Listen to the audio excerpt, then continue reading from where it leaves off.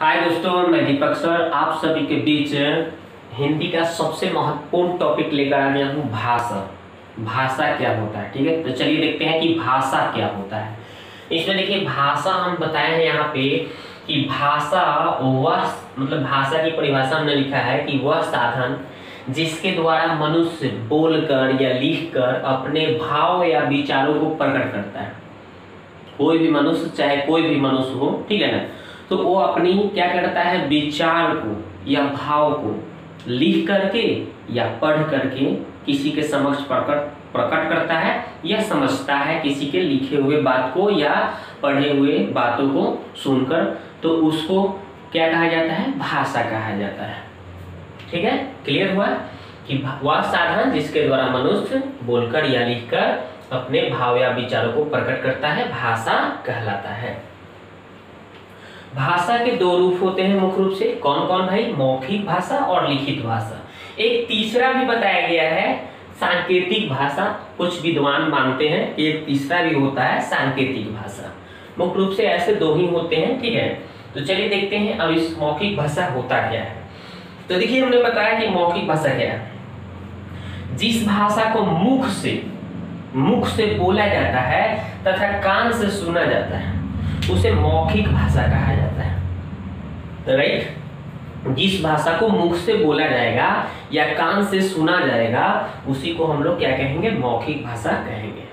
ठीक है, जैसे मान लीजिए मेरे को बाजार जाना है, तो माँ से कहूँ, मैं अपने माँ से बोलूँ कि मैं बाजार जा रहा हूँ। ठीक है, तो मैंने क्या ये जो भाषा बोला कि मैं बाजार जा रहा हूँ, तो ये मौखिक बात हमने बोला। ठीक है, तो ये मौखिक हो गया।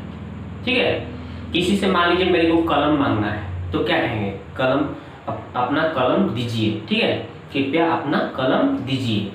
तो इस तरह से तो ये कलम मांग रहे हैं, ठीक है ना, तो ये क्या हो गया, मौखिक भाषा हो गया कि नहीं। हम कुछ भी कर रहे हैं किसी से बोलकर, ठीक है ना, या कोई भी बातों को सुन रहे हैं किसी के बोले हुए, उसको हम मौखिक भाषा कहेंगे। ठीक है, समझ गए। अब चलते हैं लिखित भाषा में। लिखित भाषा क्या होता है इसको समझते हैं। ठीक है,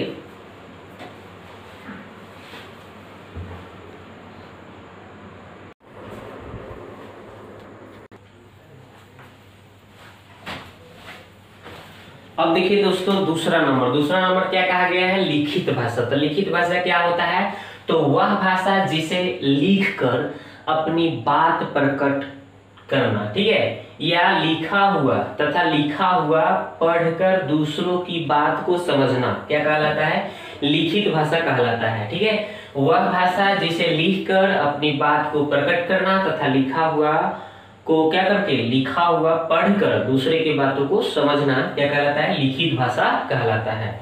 जैसे कोई आदमी पत्र लिखता है, ठीक है, तो उससे कोई दूसरा व्यक्ति क्या करता है, उसे पढ़कर समझता है, तो ये क्या हो गया भाई, लिखित भाषा। या न्यूज़पेपर हम लोग पढ़ते हैं ना, कोई न्यूज़पेपर आता है तो वो लिखित रूप से आता है, तो क्या है, लिखित भाषा हो गया। ठीक है, ये हो गया। अब तीसरा जो है सांकेतिक भाषा। सांकेतिक भाषा क्या होता है, तो देखिए इसमें बोला गया है कि वह भाषा जिसमें अपने भाव या विचारों को संकेत या इशारों के माध्यम से क्या किया जाता है, प्रकट किया जाता है। संकेत किया जाता है या इशारों के माध्यम से प्रकट किया जाता है, उसे सांकेतिक भाषा कहा जाता है। ठीक है, तो सांकेतिक भाषा में जैसे मान लीजिए ट्रैफिक, जो रोड पे ट्रैफिक पुलिस रहते हैं वो क्या करते हैं, इशारों के माध्यम से कोई भी गाड़ी को रोकते हैं या जाने को कहते हैं। ठीक है, या फिर कोई ट्रेन जब आती है तो लाल बत्ती जब जलता है तो उसको रुकने की निशानी होता है, ठीक है, इशारा करता है वो। और या फिर हरी झंडा जो दिखाया जाता है, हरी झंडा, वो क्या होता है, हरी झंडा जो होता है उससे गाड़ी चलने को क्या करता है, इशारा करता है। ठीक है, तो इस तरह से सांकेतिक भाषा का यूज किया जाता है। ठीक है, तो चलते हैं अब नेक्स्ट, लिपि क्या होता है। लिपि को देखते हैं कि लिपि क्या होता है। ठीक है,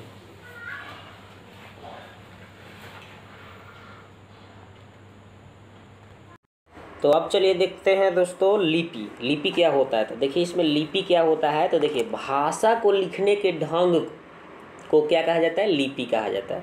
जो भी हम भाषा लिखते हैं अंग्रेजी में या फिर हिंदी में, ठीक है, तो उसको लिखने के ढंग को ही हम लोग क्या बोलते हैं, लिपि कहते हैं। ठीक है, लिखने के ढंग या विधि को लिपि कहा जाता है। ठीक है, राइट। अब देखिए इसमें कुछ कुछ बताया गया है आपको कि इसमें क्या क्या बताया गया है कि यहाँ पे भाषा और यहाँ पे लिपि की बात की गई है। ओके, पूछा जाएगा आपसे एग्जाम में कि पंजाबी जो पंजाबी भाषा है इसकी लिपि क्या है, तो आप बताइएगा गुरुमुखी। ठीक है, हिंदी या फिर संस्कृत की बात की जाएगी, हिंदी संस्कृत की बात की जाएगी, ठीक है, कौन सी लिपि है, तो देवनागरी लिपि है। ओके, गुजराती मराठी की बात की जाएगी तो ये कौन सी लिपि है भाई, तो देवनागरी लिपि है। ठीक है, और यहाँ पे देखिए अंग्रेजी बोला जा रहा है, यहाँ पे अंग्रेजी कौन सा लिपि होता है दोस्तों, तो अंग्रेजी जो होता है आपका रोमन लिपि होता है। कौन सा लिपि होता है, रोमन लिपि, अंग्रेजी रोमन लिपि। उर्दू कौन सा होता है, फारसी लिपि। आप सुने होंगे लोग बोलता है उर्दू फारसी, उर्दू फारसी, तो इस तरह से आप ट्रिक से याद कर सकते हैं उर्दू फारसी, तो उर्दू का लिपि फारसी होता है। ठीक है, इस तरह से। और इस तरह से आपका नेपाली भी भाषा है, नेपाली का भी क्या होता है, तो ये भी जान लीजिए एक ठो कि नेपाली भाषा का भी होता है कौन सा, देवनागरी ही होता है। ठीक है, देवनागरी। ओके, तो नेपाली भाषा के भी आप देखिएगा तो इसका भी हो जाएगा आपका देवनागरी। ठीक है, नेपाली, देखिए मैं यहाँ पे लिख देता हूँ अच्छे से, नेपाली का हो जाएगा देवनागरी। ओके, ये हो जाएगा, तो नेपाली भी आपका देवनागरी लिपि है। ठीक है, तो ये आगे चलते हैं। तो ये सब हमने कुछ लिपि बताया, पंजाबी गुरुमुखी, हिंदी संस्कृत, देवनागरी लिपि, गुजराती मराठी देवनागरी लिपि, अंग्रेजी रोमन लिपि, उर्दू फारसी लिपि, और अब एक बताया आपको कि आपका अंग्रेजी जो होता है सॉरी ये आपका नेपाली जो होता है कौन सा लिपि होता है, नेपाली, आपका नेपाली भी देवनागरी लिपि ही होता है। ठीक है, चलिए आगे की ओर चलते हैं। देखिए यहाँ पे हिंदी भाषा में देखा जाए तो 14 सितंबर 1949 को राजभाषा के रूप में मान्यता प्राप्त हुआ था हिंदी भाषा की। ठीक है, इसीलिए हम लोग 14 सितंबर को, सितंबर में हुआ था ना, इसीलिए 14 सितंबर को हिंदी दिवस मनाते हैं। ये भी जान लीजिए, कहीं ऑब्जेक्टिव में आएगा तो इसको भी आप बताइएगा। ओके, आगे चलते हैं। अब देखिए थोड़ा सा देवनागरी लिपि की कुछ विशेषता बताया गया है कि देवनागरी लिपि की विशेषता क्या बताया गया है कि इसे दाएं से बाएं की ओर लिखा जाता है। ठीक है, दाएं से बाएं लिखा जाता है। ठीक है ना, ये बात बताया गया। ओके, और यहाँ पे बोल रहा है कि हर वर्ण का आकार समान होता है, उच्चारण जो होते हैं ये अनुरूप लिखी जाती है, उच्चारण के अनुरूप लिखी जाती है। चलिए ये तो आपको पता हो गया, आगे चलते हैं। देखिए अब थोड़ी सी एक्स्ट्रा जानकारी ले लीजिए। जैसे आपको मैं बता रहा हूँ कि जो हिंदी है, हिंदी किधर से लिखी जाती है, हिंदी में हम लोग कुछ भी लिखते हैं ना, जैसे मान लीजिए हम हिंदी लिख रहे हैं, किधर से लिख रहे हैं, आपका बाएं से लिख रहे हैं ना, तो हिंदी जो होता है दोस्तों बाएं से किधर, बाएं से किधर लिखाता है, दाएं लिखाता है। ठीक, ये बात याद रखिएगा, बाएं से दाएं। या फिर अंग्रेजी भी होगा। ठीक है, अंग्रेजी भी होगा, अंग्रेजी यानी कि इंग्लिश, ये भी आपका किधर से, तो ये भी आपका बाएं से दाएं ओर लिखी जाती है, बाएं से दाएं ओर ही लिखी जाती है।